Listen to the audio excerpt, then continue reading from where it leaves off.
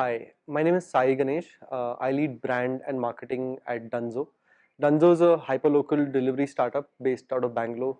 We are currently present in across 9 cities, where we essentially are the logistics layer for each city, connecting local merchants from kirana stores to supermarkets to pharmacies to pet stores. And we also provide local courier services, which is pickup and drop services across the city, and we also in certain cities provide bike taxi services. So we are a logistics company across all different kinds of verticals.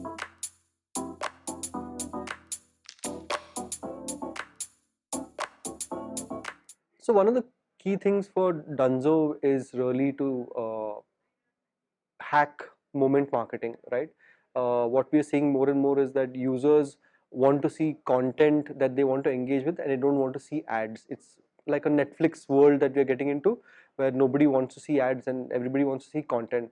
And one of the things that we found with Twitter and with Instagram is that users want to see brands having a clear, engaging point of view.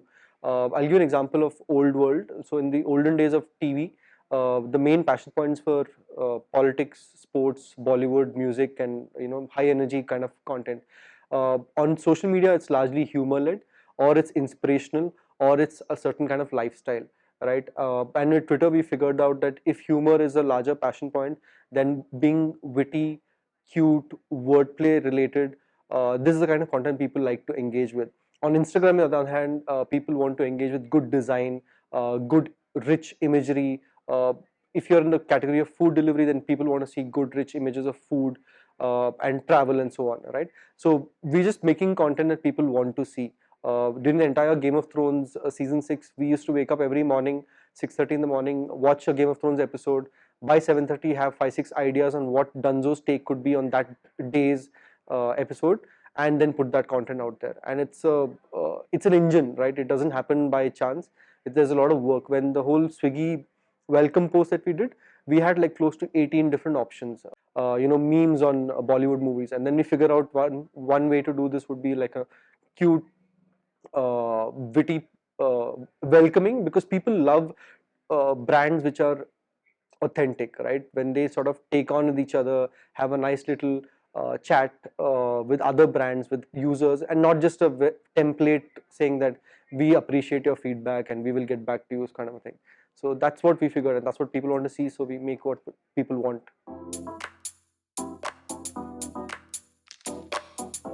I think one of the big things that we see growing in 2020 is vernacular content. We already see a lot of brands, talking from the point of view of. So we have three big users. There is, of course, the person who uses the app.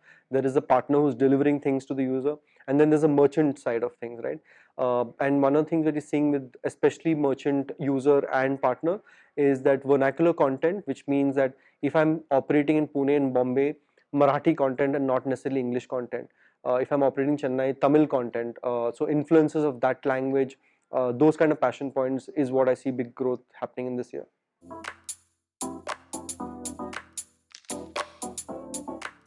So we are always sort of following this rule of 70-20-30. 70% is things that we know will work, and we are confident that will give us ROI.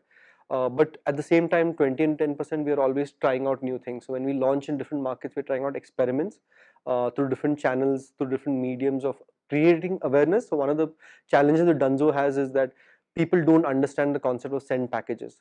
People don't understand the concept of bike taxis necessarily. Whereas it's food delivery is fairly simple. People are used to the fact that, hey, there's a menu of a restaurant, I can pick few items and deliver it to me. But the fact that I can pick up my lunch box from my parents' home, deliver it to my wife's house, is something that's very new, and that education requires a lot of effort, which like is similar to what Flipkart and Amazon did 10 years ago with e-commerce, right?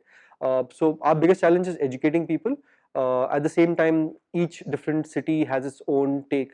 When we launched in Jaipur, we had to speak in a certain language which is familiar to people in Jaipur, which isn't necessarily the same true with Bangalore and Chennai, right? So creating different kind of experiment for each city is our biggest sort of focus.